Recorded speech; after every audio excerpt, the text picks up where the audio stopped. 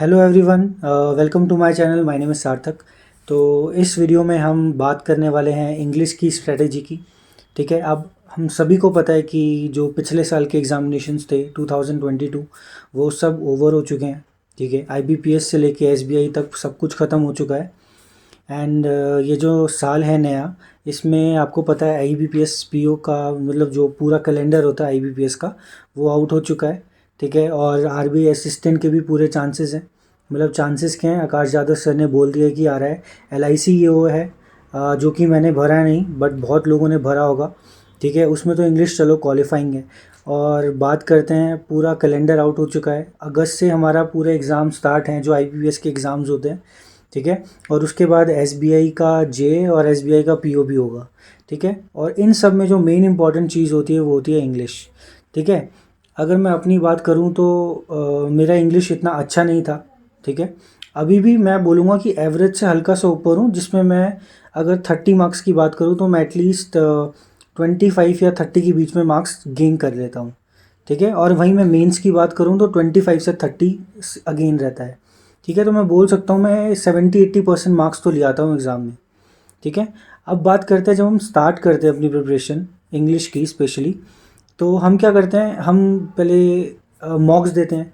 तो मॉक्स में हमें लगता है कि ये लैंग्वेज थोड़ी अजीब सी है, क्वेश्चन कैसे कैसे पूछ रहे हैं, हमें एरर का कोई नहीं रहता कि क्या रूल्स होते हैं। ठीक है, तो स्टार्टिंग में हम क्या करते हैं, वीडियोस देखते हैं कि आपको न्यूज़पेपर पढ़ना चाहिए, आपको ये वीडियोस देखनी चाहिए, हर के कॉन्सेप्ट देखने चाहिए। ठीक है, तो मैंने वो सब किया। आपको बुक पढ़नी चाहिए रीडिंग के लिए, तो मैंने वो सब किया।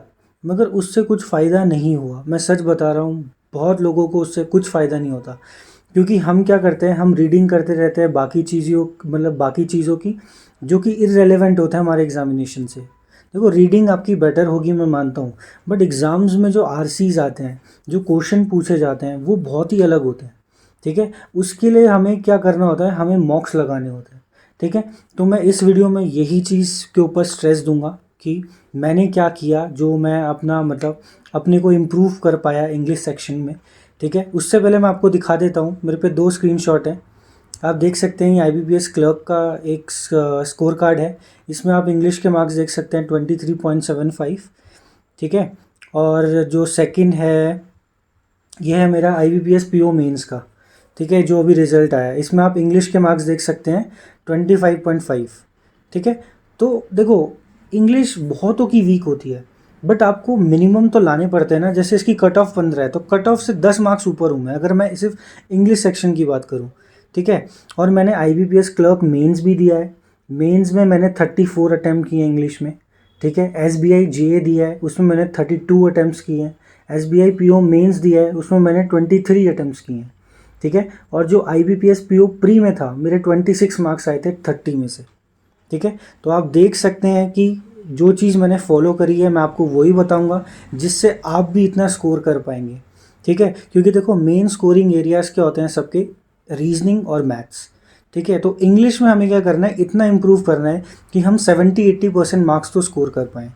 ठीक है, तो मैं आपको बता देता हूँ मैंने क्या क्या चीज़ करी है।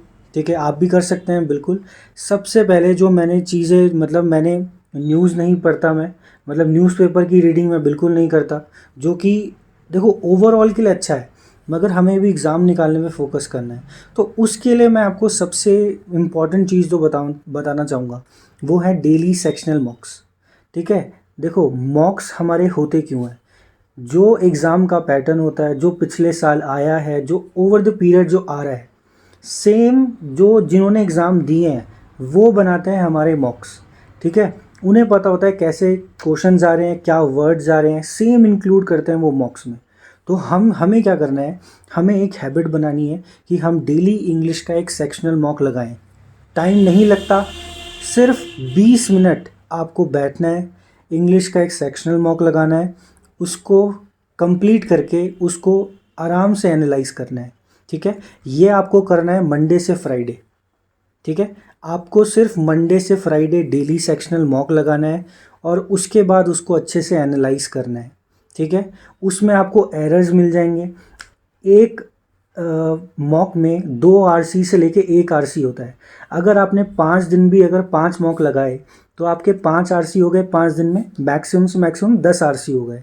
ठीक है, क्लोज टेस्ट आता है, एरर के 5-5 क्वेश्चन आते हैं, फिर कुछ वर्ड्स आते हैं जो आपको सीखने के लिए मिलेंगे।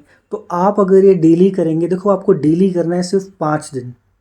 ठीक है, तो आपको एक हैबिट लगानी है कि आपको इंग्लिश का सेक्शनल मॉक 20 मिनट का डेली देना है, मंडे से फ्राइडे। ठीक है, अब मैं सेकंड की अगर मैं बात करूं, तो आपको जो सैटरडे और संडे बचेगा उसमें आपको सिर्फ जो आपने 5 सेक्शनल मॉक लगाए उनको रिवाइज करना है 2 दिन, और कुछ नहीं करना है। ठीक है, बाकी सब्जेक्ट्स आप कंटिन्यू करते रहोगे, बट मैं इंग्लिश के लिए बता रहा हूँ आपको। जो आपने वो 5 दिन मॉक्स दिए, सैटरडे संडे उनका एक और बार अच्छे से रिवीजन करना है। ठीक है, क्या वर्ड्स थे, क्या एरर्स थे, आरसी को एक बार दोबारा पढ़ लिया, बस इतना ही करना है। क्योंकि मैंने ये कंटिन्यूसली 4-5 महीने करा है, तब जाके इंग्लिश मेरी इतनी इम्प्रूव हुई है। ठीक है, देखो 2 चीज़ें क्या डिस्कस करी, सबसे पहले सेक्शनल मॉक 5 दिन फ्राइडे तक, फिर सैटरडे संडे उनका रिवीजन। ठीक है, देखो ये तो हो गया आपका पूरा ओवरऑल इंग्लिश का। अगर मैं बात करूँगा क्या आपको ग्रामर पढ़नी चाहिए कहीं से या किसी बुक से या कुछ, आपको कुछ नहीं पढ़ना, सब आपको मॉक्स के अंदर मिलेगा। ठीक है, स्टार्टर्स के क्वेश्चन आपको मॉक्स के अंदर मिल जाएंगे, एरर के क्वेश्चन आपको मॉक्स के अंदर मिल जाएंगे। अगर आप 5 दिन में 5 मॉक्स लगा रहे हो तो आप पे कितने क्वेश्चन इकट्ठे हो गए, 150 क्वेश्चन इकट्ठे हो गए। ठीक है, 30 क्वेश्चन इंटू 5 दिन 150 क्वेश्चन, और इसमें सब क्वेश्चन आएंगे, और 2 दिन आपको मैं अलग से दे रहा हूँ रिवाइज करने के लिए। ठीक है, आपको सिर्फ ये चीज़ करनी है और इस पे टाइम देना है। ये नहीं कि आपने 1 महीना करा तो मेरे को कुछ समझ नहीं आ रहा है तो मैं इसको छोड़ दूँ। 2-3 महीना, मिनिमम 2 महीना देना, उसके बाद आप देखना क्वेश्चंस रिपीट होने लगेंगे, चाहे आप कोई सा भी मॉक दो। ठीक है, आपको लगेगा अब ये बहुत इजी हो गया है, ये बार बार यही क्वेश्चन पूछे जा रहे हैं, तो वो चीज़ पैटर्न में आने लगेगी और आपको क्वेश्चंस बहुत इजी लगने लगेंगे। ठीक है, तो ग्रामर का और कुछ पढ़ने की ज़रूरत नहीं है, आप सिर्फ मॉक्स पे रिलाई कर सकते हैं। ठीक है, कोई वीडियो कोई कॉन्सेप्ट देखने की ज़रूरत नहीं है। और मैं एक चीज़ बोलना चाहूँगा, अगर आपको अलग से लगता है कि मेरे को एरर करने की ज़रूरत है, जैसे अभी SBI PO मेंस में क्या हुआ, बड़े बड़े पैराग्राफ से आए और बताना है कि कितने एरर्स हैं, मैंने उन क्वेश्चन को नहीं छुआ। क्यों? क्योंकि आप कितनी भी प्रैक्टिस करते हैं ना एरर्स की, कभी ना कभी आप एग्ज़ाम में जाके क्या होता है, आपको क्वेश्चन सिलेक्ट करने होते हैं। अब मैंने एरर्स की प्रैक्टिस करी थी, बट वहाँ जाके मेरे को उसको छोड़ना पड़ा। क्यों? क्योंकि वो लेंदी पैराग्राफ्स थे और बताना था कि कितने एरर्स हैं, तो वो हम कभी कभी स्किप कर जाते हैं, तो वहाँ पर मैंने उस क्वेश्चन को स्किप कर दिया था। ठीक है, तो आप क्या करें, अगर आपको एरर्स पढ़ना ही है, वैसे तो मैं बोलूँगा मॉक्स पे ही रिलाई करो, अगर आपको पढ़ना है तो यूट्यूब पे एक 120 रूल्स ऑफ ग्रामर है, निमिषा बंसल मैम के नाम से। ठीक है, उनका चैनल है, तो आप पढ़ सकते हैं। ठीक है, आपको सिर्फ इंग्लिश के लिए मैं बोलूँगा इतना ही करना है। ठीक है, कहीं से रीडिंग की ज़रूरत नहीं है, कहीं से कोई वीडियो देखने की ज़रूरत नहीं है। एरर्स के लिए सिर्फ आप ये देख सकते हैं 120 रूल्स ऑफ ग्रामर, और ये सब आपको मॉक्स के अंदर भी मिलेंगे। जो ये पढ़ाएंगी मैम सब मॉक्स के अंदर रिपीटिशन होगा। ठीक है, उससे आपकी प्रैक्टिस और हो जाएगी। तो मैं अगर आपको एक सजेशन दूं जो मैंने फॉलो किया है, आप भी कर सकते हैं।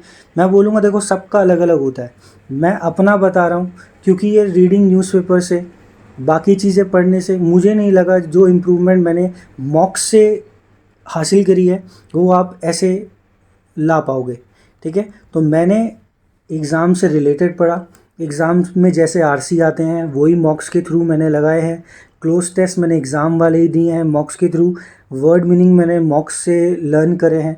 ठीक है, एरर्स मैंने मॉक्स से लर्न करे हैं, प्लस ये 120 रूल्स ऑफ ग्रामर। ठीक है, अगर आप इतना कर लेते हो, मैं गारंटी देता हूँ, अगर मेरी इंग्लिश इम्प्रूव हो सकती है, मैंने आपको मार्क्स दिखाए हैं और बताए भी हैं कि जो मैंने अभी मेंस दिए हैं उसमें मैंने कितना कितना अटेम्प्ट किया है। ठीक है, तो आप भी इंग्लिश आपके लिए बहुत इजी हो जाएगी अगर आप इसको फॉलो करते हैं। ठीक है, तो यार बस यही था इस वीडियो में। ठीक है, इसको आराम से समझना मैंने क्या बोला, क्या क्या चीज़ मैंने बताई, कैसे मैंने इम्प्रूव किया। ठीक है, तो अगर आप इसको फॉलो करोगे 2 महीने, आपको खुद रिजल्ट दिखने लगेगा। ठीक है, क्योंकि हमें एग्ज़ाम निकालने पे फोकस करना है, तो हमें एग्ज़ाम से रिलेटेड ही आरसी पढ़ने होंगे, उससे रिलेटेड ही एरर्स पढ़ने होंगे, उससे रिलेटेड ही वो कैब चाहिए होगी। ठीक है। और मॉक से बढ़िया और कुछ नहीं है, ठीक है। आप कुछ भी कर लो, आपको आना लास्ट में मॉक्स पे ही पड़ेगा। तो इससे अच्छा है इंग्लिश के सेक्शनल मॉक लगाओ जैसा मैंने बताया, और इसको ऐसे ही फॉलो करो, ठीक है।